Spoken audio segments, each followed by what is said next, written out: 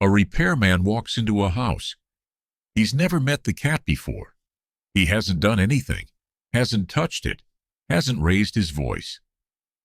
And the cat takes one look at him, flattens its ears, and disappears under the bed for the rest of the visit. The owner is confused. Nothing happened. But that's exactly the problem. Something did happen, just not to this cat, and not with this exact person. Somewhere in that animal's memory, a single bad experience, maybe years old, involving someone who looked or sounded or smelled vaguely similar, is still running in the background, and it just fired again like it happened yesterday. Let's start with a basic but important correction. People love to say cats have terrible memories, a few seconds, maybe a couple of minutes at best. That claim is almost entirely wrong, and it comes from confusing short-term working memory with long-term associative memory, which are two completely different systems. A cat might forget where it just put down a toy in under a minute. That same cat can remember, with total clarity, a person who heard it 3 years ago. The difference isn't randomness, it's about what the memory is actually for. Here's the concept that explains everything else in this video. Associative memory.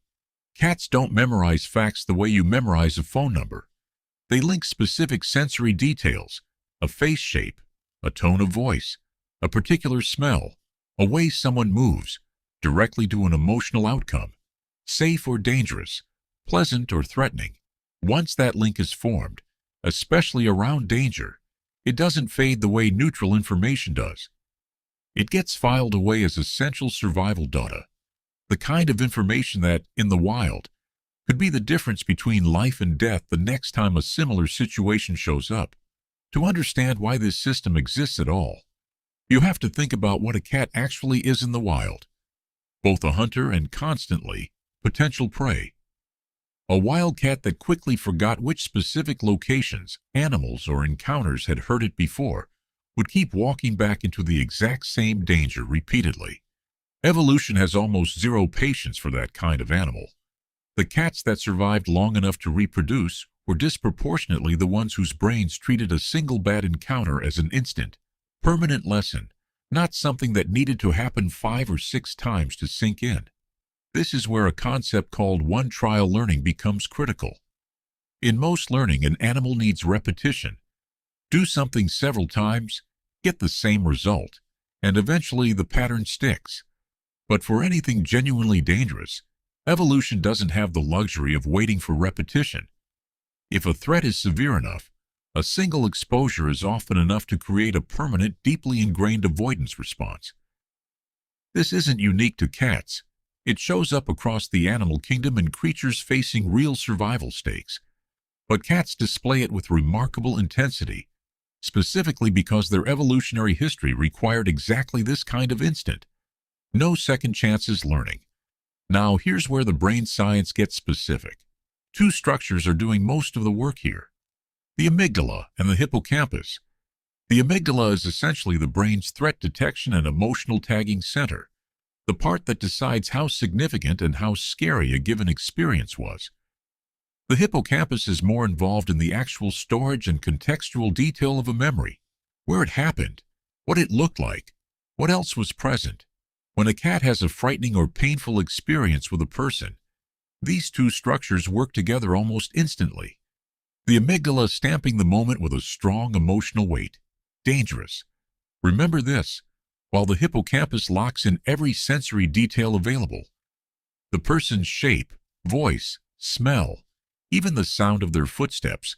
Once that combination is formed, it's remarkably resistant to fading. And this is the part most owners never expect. It doesn't just apply to the exact same person. Cats generalize. If the frightening person had a deep voice, wore a hat, moved a certain way, or carried a particular smell, cats can transfer that fear response to other people who share similar traits, even if those new people have never done anything threatening at all. That confused repairman at the start of this video may share nothing in common with whoever actually hurt this cat except maybe a similar voice pitch, a similar gait, or an unfamiliar scent that vaguely overlaps with the original threat. To the cat's amygdala, close enough counts. This shows up constantly in shelter and rescue environments, and it's one of the clearest pieces of evidence for how specific and durable this system is.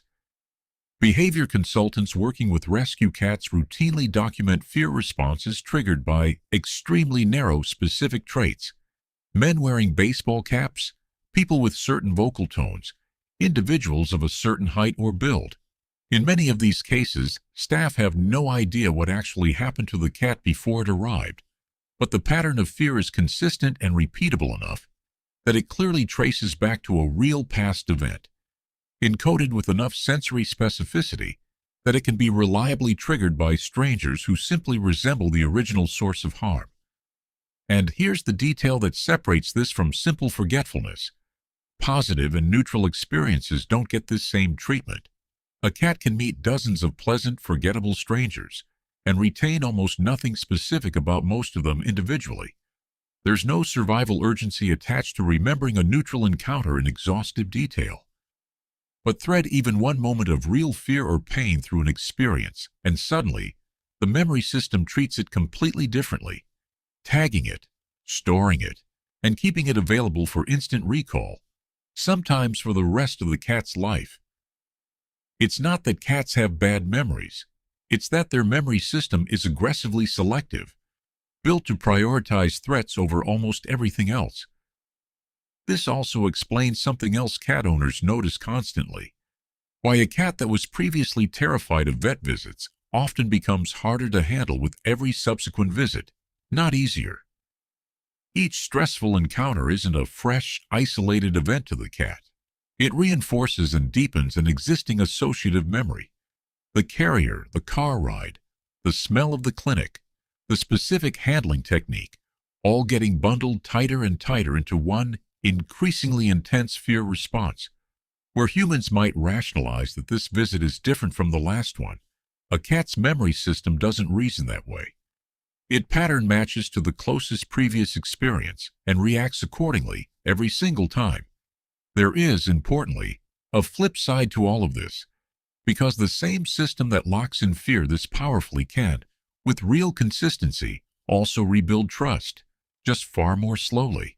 Repeated calm, safe, positive interactions with the same person can gradually create a new competing associative memory, strong enough to eventually override or at least soften the old one.